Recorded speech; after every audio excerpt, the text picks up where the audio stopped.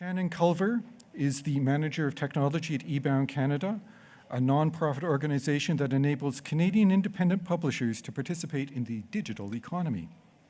She also teaches the Digital Publishing and Production course in the Publishing Certification program at the Chang School of Continuing Education at Ryerson University. Prior to her work at eBOUND, Shannon was Manager of Publisher Operations at Kobo. Amanda Lee has had her hands in bibliographic metadata for 8 years. She's worked in-house at House of Anansi and Groundwood Books, Dundurn Press, HarperCollins. She's now gone freelance and will happily chat with you about any metadata issues you have. So I think we will kick things off. So this study, I'll go back to the title for a second. So this is a study that eBOUND has just launched today that we've been working on for the past, I guess probably almost a year in total on the effects of keywords on ebook sales and discoverability. And we have in the Canadian context in the title because we had seen a number of studies on keywords, and there have been presentations at TechForum and eBookCraft before, but we'd never seen any that had specifically dealt with Canadian titles in the Canadian market, and so we wanted to see sort of if there were any differences and how things sort of work with vendors based in Canada as well. So this study was prepared by Amanda Lee as our consultant for eBOUND with financial support from Ontario Creates and the Department of Canadian Heritage. So just a bit of a background if you are not a metadata person. So a keyword is a piece of bibliographic metadata, and it's not usually shown to the consumer. So it's similar to a keyword that's used in SEO to drive traffic to a website, and I know that that's a term that's used in marketing. It's sort of slightly different, has a different context in book publishing and in this particular use application, which is primarily based on Amazon, than the way you would talk about a keyword that you're inputting into a search engine like Google. So the sort of main difference is that when people go onto Google, it's to find out information, whereas they go to Amazon to buy things. So keywords are utilized differently by Amazon than they would be by a web browser. Another difference is that Google provides public access to its AdWords keywords tool, so you can sort of get some insight into the logic that they're using. But Amazon is much more opaque about this, as they are about many things. And so there are companies that have done work into figuring out sort of what the secret sauce is of Amazon's logic in utilizing keywords, but it's not sort of as publicly provided as it is by Google. One note about keywords on Amazon is that you're limited to 250 bytes, and a byte is different than a character in that punctuation like commas and periods do not count as a byte, and spaces don't count as a byte, whereas they would count as characters. But there are some characters that count as more than 1 byte. So primarily accented characters. So an E with an accent might count as 2 or even 3 bytes, whereas it would only count as 1 character. So this is an example of a title published by Coach House Books, which is one of eBOUND's client publishers. And you're seeing here all the external facing metadata. So the book's title, the author, the publisher, the pub year, and then a description, which you probably can't read, but that's fine. It's not really that salient. But so this is what the consumer sees. This is a snapshot of the keywords in the metadata for this title, and I'm showing here what it looks like to enter keywords into, this is specifically the CoreSource metadata template. If you don't use CoreSource and you use another spreadsheet form of metadata, it might look a little different, but generally the formatting is pretty similar. So you can see there under subject heading text, those are the actual keywords that have been input for this title. And so none of those words are actually going to show up, or they may, but they may not show up in the description for the book or anything that the person was seeing. But these are the words that we're hoping if someone types into Amazon when they're looking for a book, that we'll get matches that way. And then this is what keywords look like in Onyx. It's the same in Onyx 2.1 and 3.0. It's in the subject composite, and the subject scheme identifier for keywords is 20. If you're not an Onyx person, you can kind of just like let this gloss over you. And here's a screenshot of what the book looks like on the Amazon Canada site.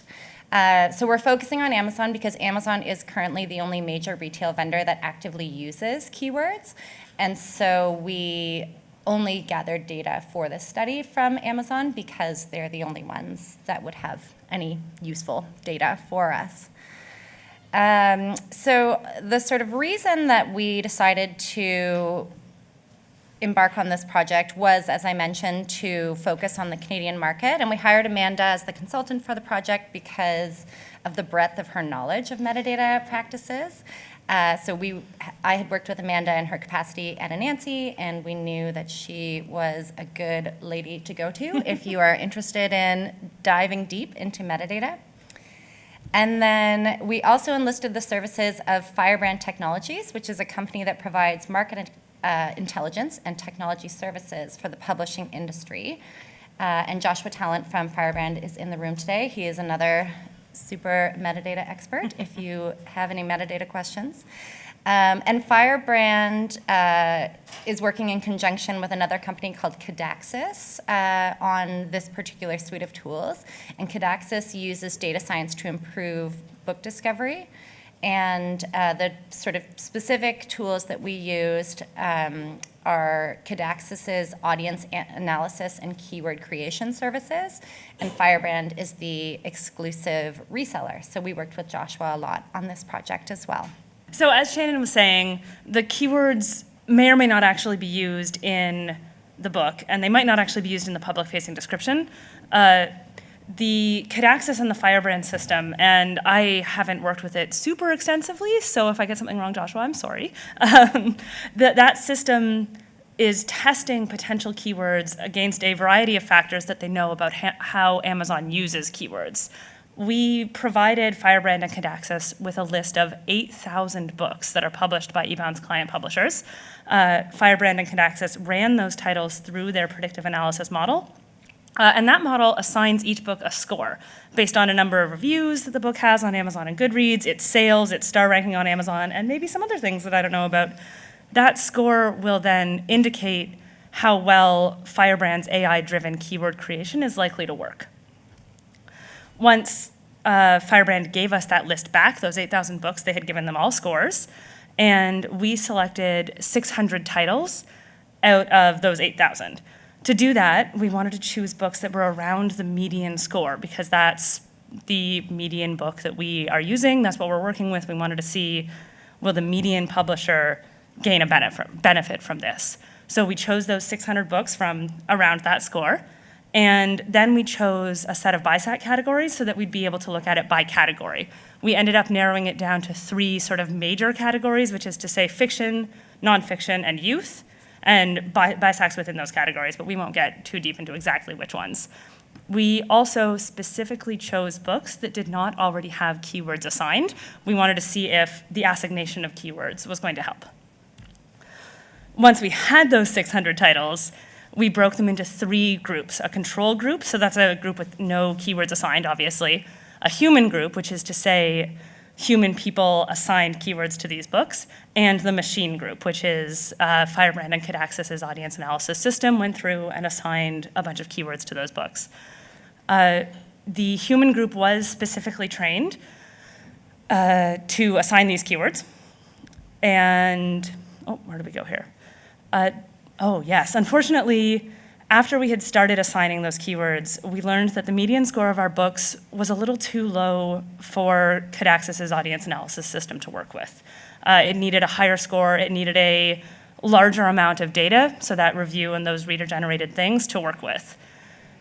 Since the Canadian marketplace is so small, a lot of our books didn't have that, and Kadaxis's systems couldn't run on those. So we did end up having to remove 100 of the books that we had assigned to Firebrand and reassign them 100 much higher scoring books.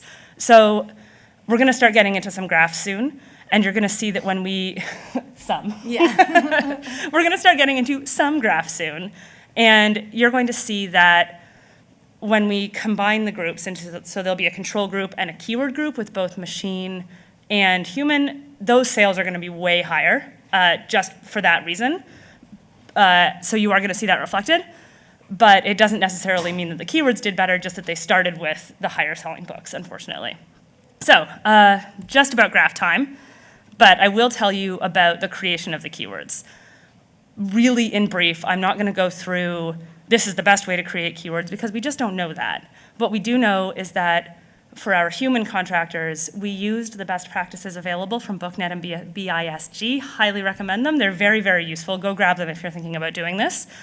But in super, super brief, basically the humans were trying to emulate the way they think other human beings might look for books, right? So if you think a person is gonna search for book for kids age 4 to 5 about animals, you wanna make sure all of that is reflected in the keywords. Once we had those keywords assigned, at the end of September of 2018, we distributed them to Amazon, and then we left the books totally untouched. So we didn't change anything about them, we didn't go make promotions, nothing. Until the end of the study period, which was the end of December 2018. So when I refer to study period, I'm referring to October, November, December 2018. Books with keywords, totally untouched after that. We then gathered our data, so that's the sales and the discoverability data, from October, November, and December of 2018. Also July, August, and September of 2018, and October, November, and December of 2017 for comparison purposes. Whew. Once that study was over, so we gathered all the data, we had it all, we were ready, we analyzed the data. We'll start with sales. I will talk about the sales change. I do want to note some limitations. First things first, we only have sales from Amazon Kindle. Since, as Shannon was saying, Amazon's the only person we know who are using keywords right now. The second thing, and I think this is actually the biggest limitation that we're going to have, is that we're only collecting ebook sales because we're eBOUND. That's what we work with, that's what we have, not print sales.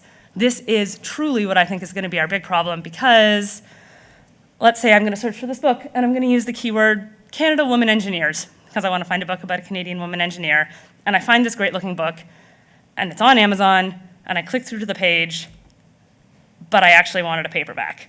So I press the paperback button to buy the book. This is still a sale. The publisher still gets that sale, but we're not seeing that in this study, so we don't have any idea how many people are doing this.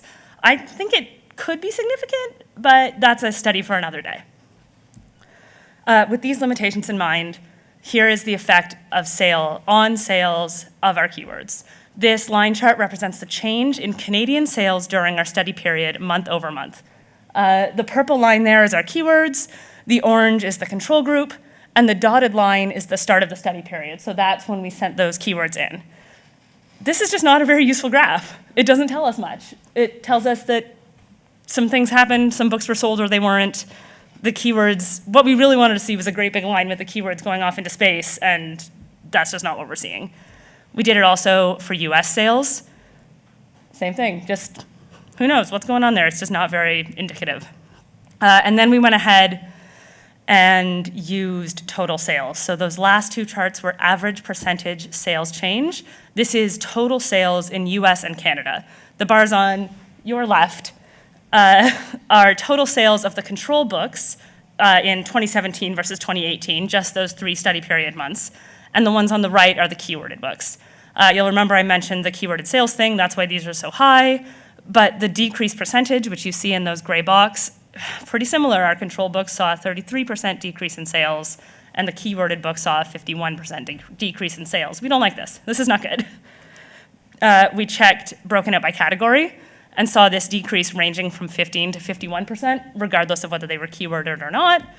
By publication year, where we've got backlist and frontlist there, and just saw that no matter what, there was a decrease in sales from 2017 to 2018 across the board, regardless of category, regardless of pub year, regardless of whether or not we assigned keywords, our sales went down.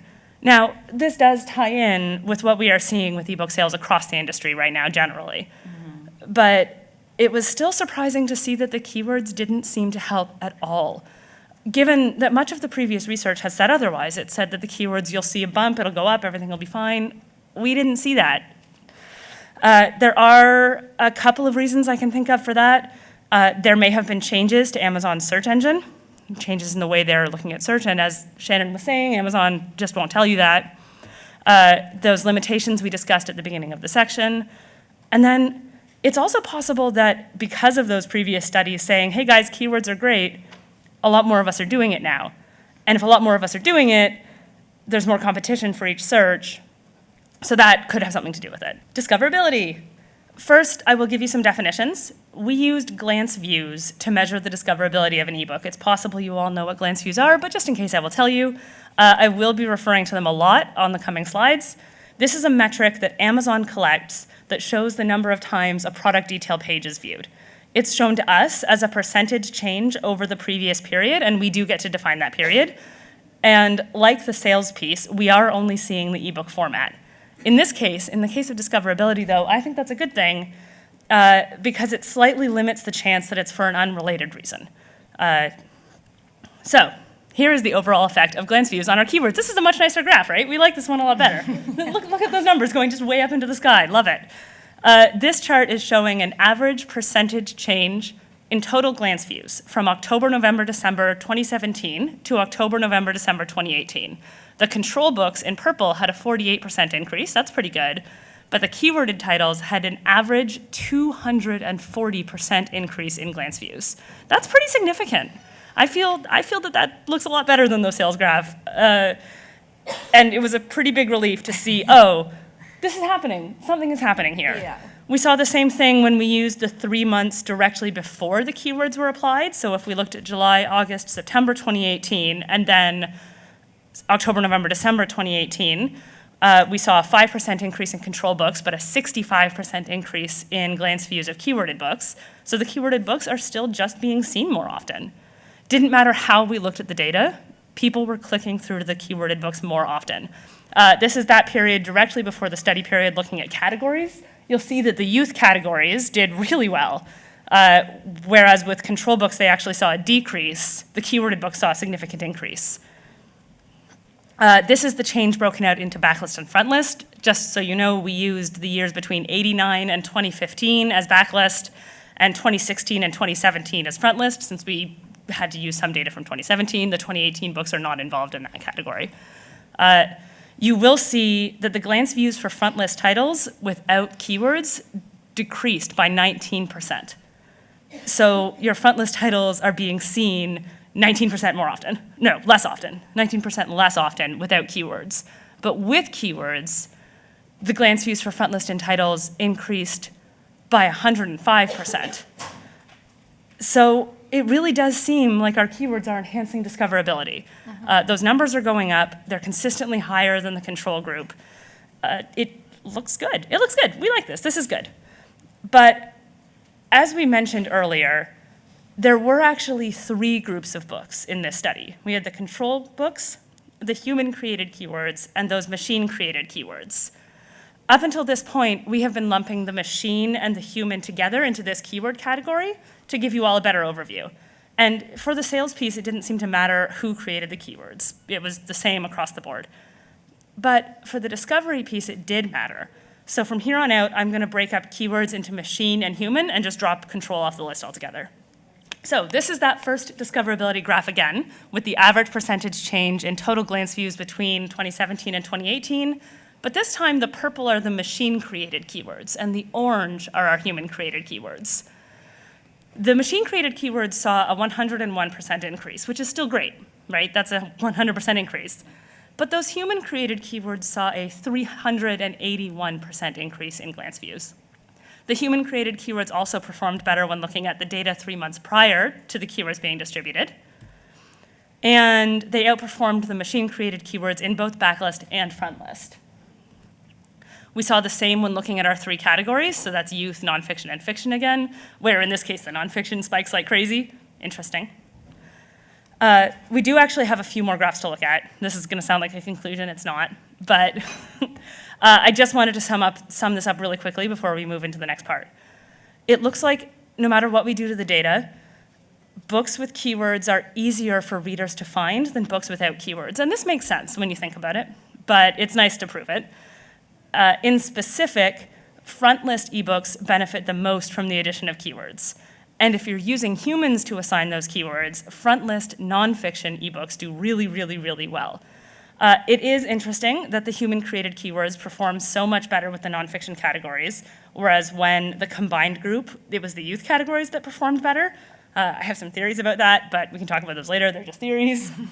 But if you're thinking that you would like to do a very small trial run of keywords, you just want to drop a couple into some books that you've been working on, I might suggest that if you were doing that, you might want to start by in-house, whoever's got some free time, might want to try it on a few of your front list nonfiction books. Just a couple, 3 or 4, see what happens. Because that really does seem to be the best bang for your buck if you're a human being assigning keywords, that front list nonfiction. So, sounded like a conclusion, wasn't a conclusion, moving on. You remember earlier when Shannon and I were talking about that ranking system where Firebrand assigned all the scores? That's where Firebrand thinks that the keywords are most likely to perform well. Turns out Firebrand's really good at that. They did figure that out. When taking that score group into account, the difference between machine keywords and human keywords is a lot different than it would have been otherwise. For those low-ranking books, so below the median score, the human-created keywords perform much better than the machine-created keywords. They saw a 729% increase in glance views. That's pretty good. But for the high-ranking books, the books above the median, it's about equal. It's about 100% either way. Machine and human do about the same. But then, when we break out the top 25 books, so these are the absolute top-ranked books in eBOUND's catalog, the machine-created keywords outperform human-created keywords pretty significantly. So that's 41% increase in glance views over an 11% increase in glance views. So it really does seem that using an AI-driven system to create your keywords is really useful for those big selling books. Books with lots of traction in the American marketplace, receive lots of reviews online, lots of people talking about them, big star rating. So if you're a big publisher with a huge list of backlist titles, having an audience analysis system will work better than a human being. But if you're not, if you're a little guy, if your sales aren't through the roof, having a human being do them might give you more bang for your buck. And I think that's about it for graphs. We will have some questions soon. Yeah, sorry, everybody. We'll go to questions very soon, but Shannon's got some conclusions to go through here. Yeah, so just to sort of sum up after you've ingested all that data, so adding keywords to the metadata did not improve sales during the pilot period, but discoverability was way up. And so we still felt like this was a successful pilot and that there were results there that we can work with and continue to sort of tease out. There was no real difference in results across different genres or front list or backlist, except for sort of in those specific scenarios that Amanda just walked you through. So going forward, there is definitely sort of a piece of the puzzle that we feel like is missing to get to, I was speaking to someone in marketing about this, and I'm not a marketer, but she was describing it as like we've got the customers into the top of the funnel, and you have to now figure out what's going to sort of get them, like complete that journey and get to the conversion. And so we have a few hypotheses. We have not had a chance to test any of these out yet. Hopefully we will be able to do further research and we will continue to report on this. But a few thoughts that we had. Our pilot was only 3 months long, so maybe over a longer period of time, the sales would follow the increased discoverability. So 3 months was maybe just too short to see that actual conversion increase. If we augmented other areas of the metadata, so we plugged in all these keywords for these books, but we didn't actually do any sort of audit of the existing metadata for the titles. So if we looked at writing new descriptions or experimenting with BISAC codes, creating some beautiful new cover images, and then did that in tandem with the keyword implementation, would that be the thing that sort of moves the needle and leads to the actual sales? So there are things that we're sort of looking at in terms of, what's the missing puzzle piece for us to get from this to take advantage of this huge increased discoverability that we saw during the pilot to actually get to selling more books. So you can read the full report with all of Amanda's charts and graphs. If you thought you saw a lot of graphs, just wait until you download that report. Yeah, there's even more. So many more. So it's available on the eBOUND website, and I checked that bit.ly link this morning, so it should work. Good. Or you can just go to the eBOUND Canada website at some point if you don't have, a device with you to write this down right now, and you can access it from the homepage on our website as well. Okay, so we're at the question period. So my first question is, I might have more later. The 250 byte limit on Amazon, do you have outside confirmation for that limit? So Amazon actually posted that In their Vendor Central help files. in mid-November. Yep. Sorry, I'm going to take this one. Yeah, I should have go checked with you. The really interesting thing is that I saw. So for those of you who don't obsessively read Vendor Central notifications, it said that they were going to cut off at 250, and if you sent more than that, your book is gone. The keywords are all gone. You don't get any keywords. This was frightening to me. So I obsessively. Because it was right in the middle of our pilot period. It was in November. I had to panic. It was horrible. But it actually turned out to be fine in that what I found, to answer your question, is that probably, maybe at most, 10% of our books lost everything after 250 bytes. I didn't check. I didn't want to change the glance view stats, so I only checked in Vendor Central. And they truly deleted everything after 250 in Vendor Central, but the remaining 90 were unchanged. So they deleted the actual keywords themselves? Within the And you metadata. added these via Onyx, or you added them into Vendor Central manually? Via Onyx, yeah. Interesting. Yeah, it was a really, but only for 10% of them. And they didn't delete the actual keywords for, the rest of the keywords, they just cut it off themselves? That's right. And then the remainder, the approximately 90% books remaining, were unchanged. I haven't gone in and checked since the end of December. It is possible that now everything has been squished back down to 250, but it does look like they were halfway through doing it before they changed their mind. That's interesting. It's the first outside confirmation I've heard. All the other testing we've done, all the other testing Yeah. our clients have done, shows that they haven't been cutting back on Onyx-delivered keywords. This is what I've heard, and so I would be interested to note, if it was only 10% of our 600, what made them decide to stop doing it? Yeah. Right. We've also, we had clients who would call Amazon support and got 2 different answers and 2 different phone Yeah. calls from 2 different people, so I had that's the normal same for Amazon. experience. It was very frustrating. That's interesting. So you didn't actually cut it off yourself. You delivered all of them, and then they potentially cut off some of them. That's right. I didn't test any of them again because I didn't want to check on glance views, but I did test some that I could see other publishers had added keywords to, and keywords after 250 bytes were still being found on Amazon, but I wasn't able to check the ones that I could see had lost some of their keywords. So the answer is, who knows? Thanks, Amazon. Hey, Hey, Nathan. that was awesome, by the way. I am on record as being highly keyword skeptical because I haven't seen a study that had this kind of rigor before. Most of them, they were like wet paper towels to poke a hole through. This was good. Thank you.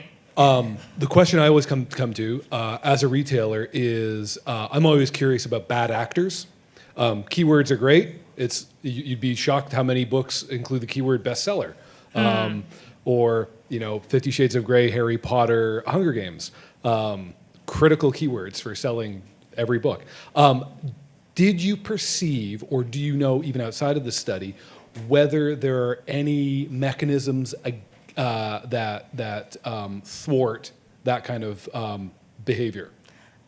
Amazon, sorry, did you want to? No, go ahead. Okay. Amazon says that they will not take keywords that include, there's a long list, it includes bestseller. Right, so and it's a blacklist. yeah, they have a blacklist. I have never tested that blacklist for fear of being blacklisted. Do you know? I see you. We know clients who have had their keywords removed Okay. because they use Yeah.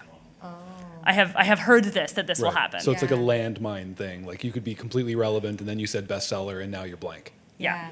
Or I think using other books' titles. Titles, authors, anything Yeah. that is, basically any other product, except if you're using Amazon Marketing Services. If you're using Amazon Marketing Services, you can do whatever You can do whatever you want. Boy. Nice. Yeah. Great, cool. Hi. I'm wondering if you can speak a bit about how the human was trained and what kind of keywords they were selecting versus what the machine was selecting. Were there any kind of quantifiable differences between the kinds of keywords that they were using? Yeah, I would say so. Yeah. So I actually trained my humans, and like I said, I was using best practices, and I was specifically asking them to look for the way a human being might look for a book, which I believe is the same thing Cadaxis's system does. It uses best practices, and it sorts through the way people are talking about books to assign keywords. There were a couple of cases where a human being might miss something that a computer wouldn't miss, especially when there were a lot of reviews to go through. And there were a couple of cases where a machine might tag a book in a way that wasn't correct, that a human eye would immediately go, hey, wait a second, no, that's not right. But overall, the types of keywords we were seeing were very, very similar. It was really clear that the system and the people were trained on the same sets of best practices, because I think if you handed me, with the exception of a couple of tells, if you handed me a random machine keyworded book and a random human keyworded book, even from the humans I trained, I don't know if I would be able to say, that one's Cadaxis, that's my guy. So. And I'm going to look to Joshua for confirmation, but Firebrand and Cadaxis's keywords are like scanned by a human after, yeah. So Okay. it wouldn't just like shoot out nonsense and nobody's going to tell you that. They Yeah. are doing like a manual sort of screening as well. So yeah, but it's interesting that Yeah. they were quite similar. Yeah, I will say that Cadaxis tended to have more keywords. So, I mean, that matters less now that there's a 250 byte limit, but before that limit was in place, you would see the human keyword cell is this long and the machine is this long, so. Yeah, I was mainly concerned with when there isn't a lot of information available publicly for, like you were saying, some of the other titles. There's some other opportunities with AI providers that actually ingest the whole book. So I'd be curious, even, just looking at that sort of information.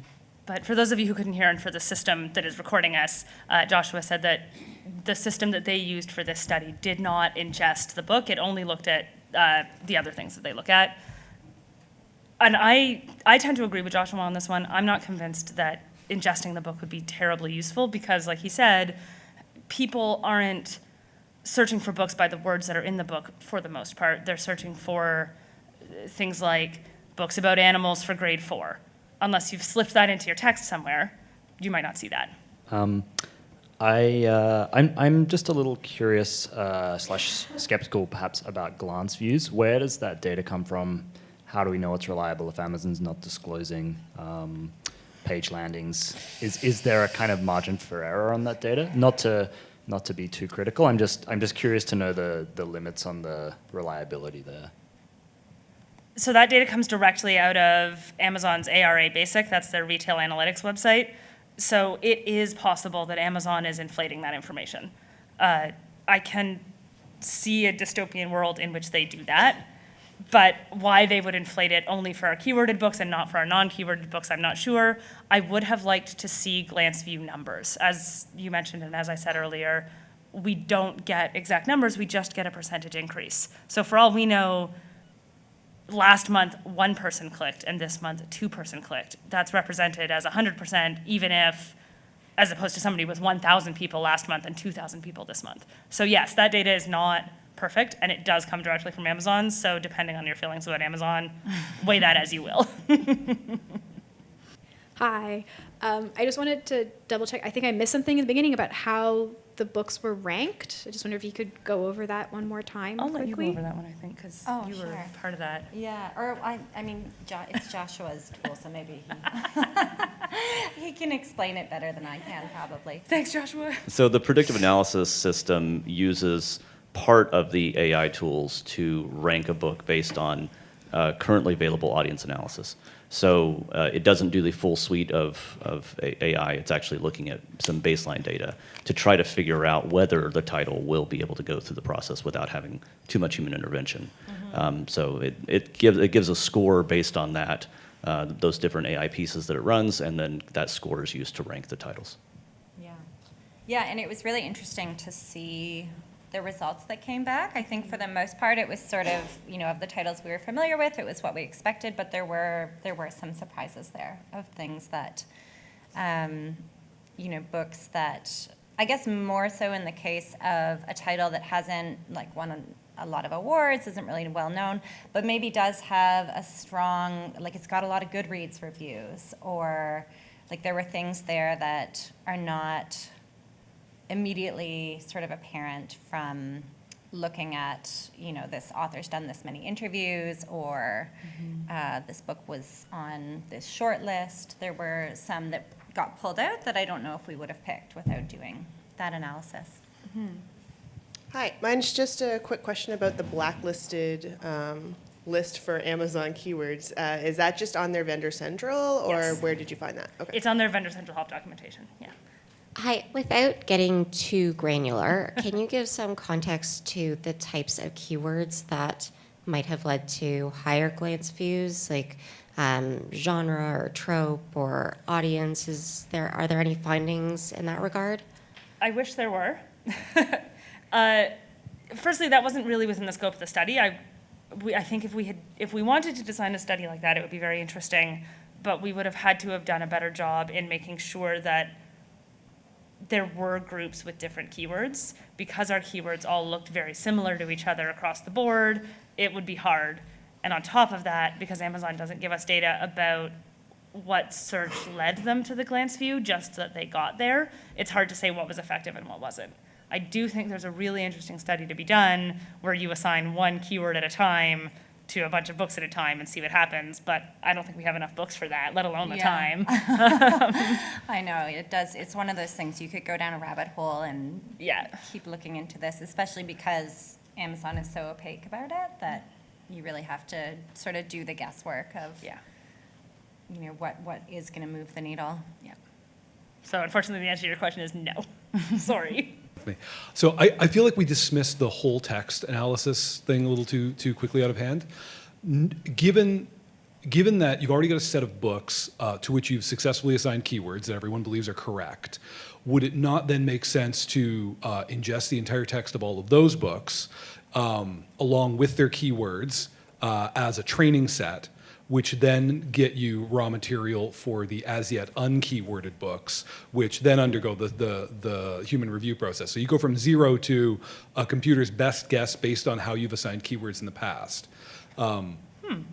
An idea. It's I think what we get hung up on with keywords and whole text ingestion is the keyword isn't necessarily a string that appears at any point in the book. Yeah. But comparing it against another book. It's a semantic signifier that may not actually appear as a string inside of the book. So it's if you've made that association elsewhere, then that's all semantics is association. So once you've trained your AI that's a valid association, there's no reason it shouldn't identify it in some texts identified as similar based on whatever your model is. Yeah, that sounds great. I think that would be really great. It would be interesting to see. Do you know of any systems that are currently working in that way? Yeah, we do. Good. Well, great. I look forward to hearing about it because I do think that would actually be a great way to go about it. Right. So. Yeah. Okay, thanks everyone. Thank you all for coming out.